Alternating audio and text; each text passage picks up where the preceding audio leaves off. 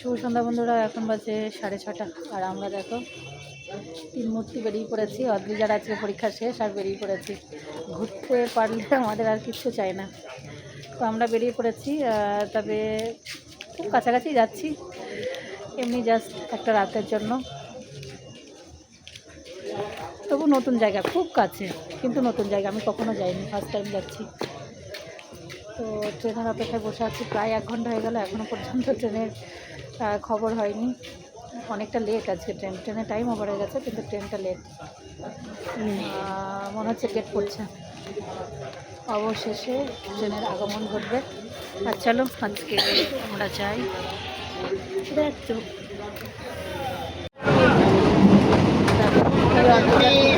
দেখো স্টেশন যাবে, তবু খাওয়া চাই, খাওয়াটাই মেন। 10 টাকা করে গরম গরম করে দেখতে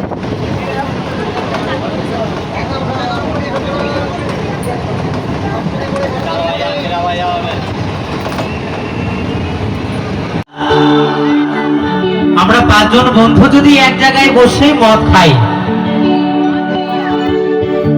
আমরা 5 জন বন্ধু যদি এক জায়গায় বসে মদ খাই,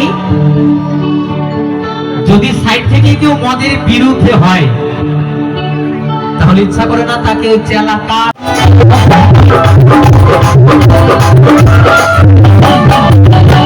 পারা যায় তো পারা যায় তো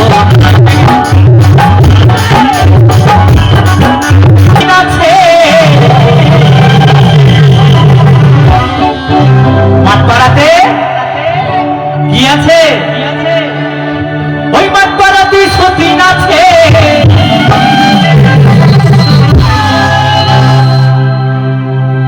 ও তুমি পান দিলে পান খাইও না,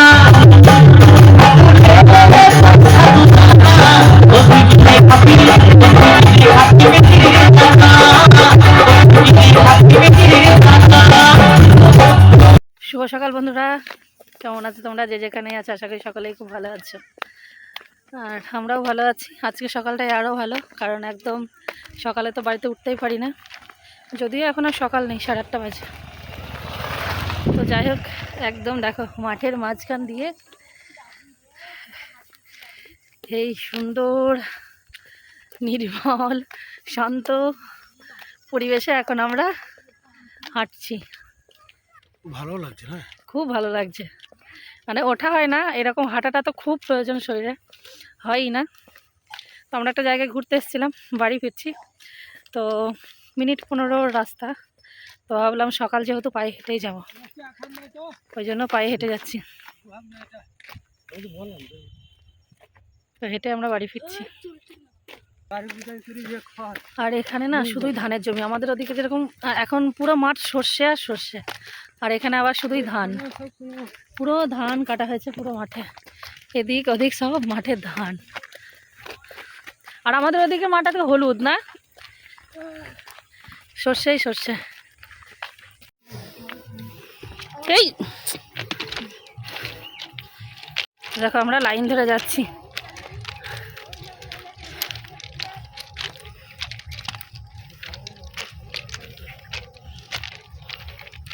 আর এটা হলো সাহেবতলা স্টেশন, জীবনে প্রথম এসেছি, যদিও আমাদের স্টেশনের 2টো স্টেশন পরেই, বাড়ির কাছেই জায়গা, কিন্তু কোনোদিন আসেনি। তো দেখো বাড়ি ফিরলাম, বাড়ি ফেরার পথে নিয়ে এসেছিলাম পরোটা। অদ্রিজা খেলো, আমি খাচ্ছি, আর তোমাদের দাদাভাই অল্প একটু খেয়েছে, আর ও ছানার কেক আনা হয়েছিল। এখন পিঠে রোদ দিয়ে বসে খাচ্ছি সকালে পরোটা, আর ছানার কেক নেওয়া হয়েছিল, ওটা সবাই মিলে ভাগ করে খাওয়া হয়েছে। ভাই ছেঁড়া পরোটা খেতে কিন্তু দারুণ লাগে।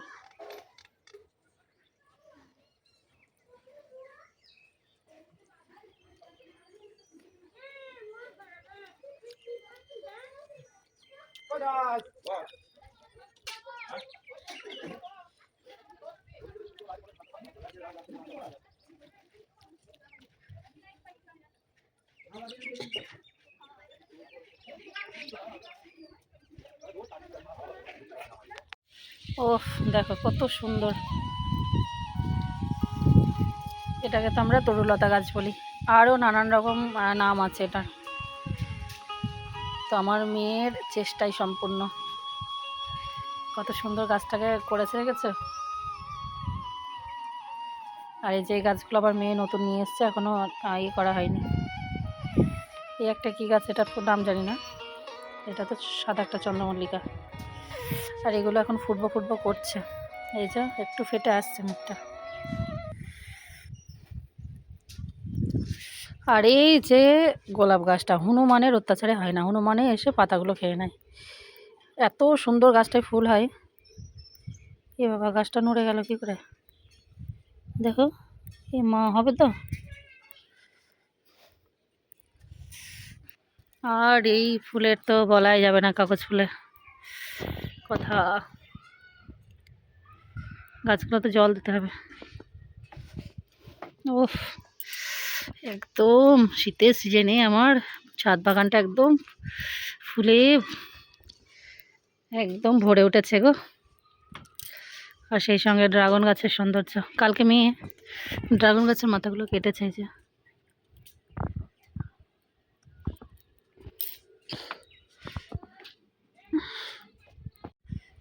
তো দেখো এইরকম শীতের দিনে আমার ছাদ বাগানটা দেখো। এদিকে তো পুরো কাগজ ফুল গাছটা, তারপরে এই যে এই ফুলগুলো, আর এই ফুলটা তো পুরো থোকা থোকা। আর এই গাছটাতে তো মানে এমনি সারা বছরই খুব ফুল দেয় এটাতে।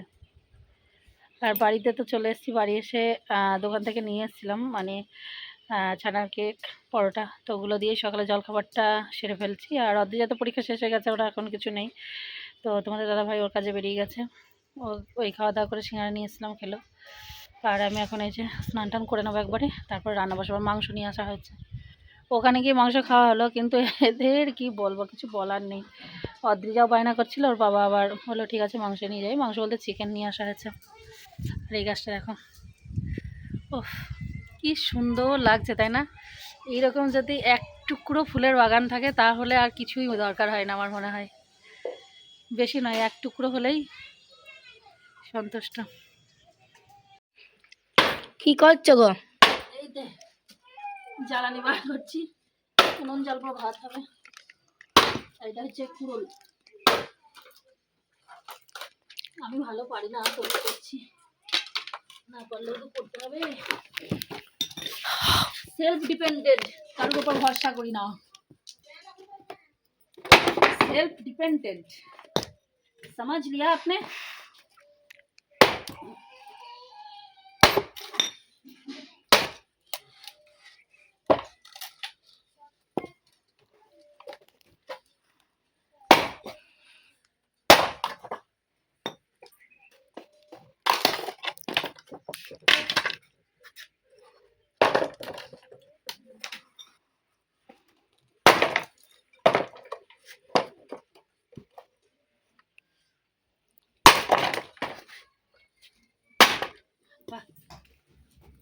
দেখো রান্না বান্না বসিয়েছি, আর রান্না অনেকটাই হয়ে গেছে, শেয়ার আর করা হয়নি, একা হাতে তো, আর শরীরটা একটু ভালো যাচ্ছে না।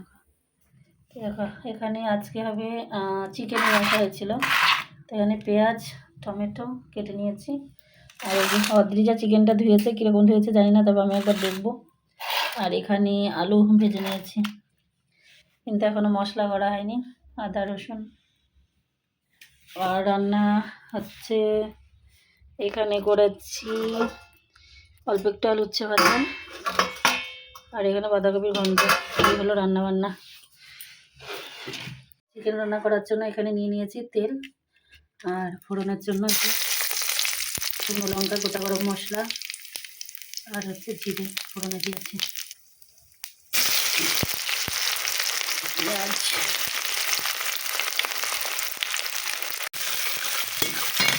আর এখানে আদা রসুনটা বেটেছি, এবার গোটা ধনে গোটা জিরে। আমি রান্নায় যেহেতু গুঁড়ো মশলা ব্যবহার করি না, যতটা পারি বেটে দেওয়ারই চেষ্টা করি।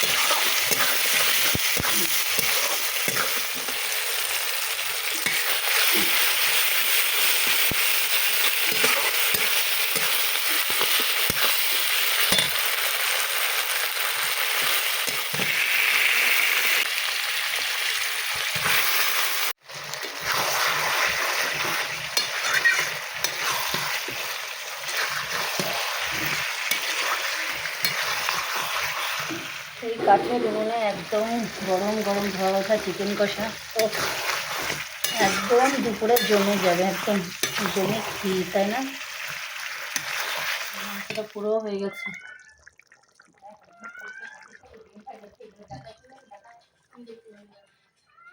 আর আজ কমিয়ে দিয়েছে, হ্যাঁ।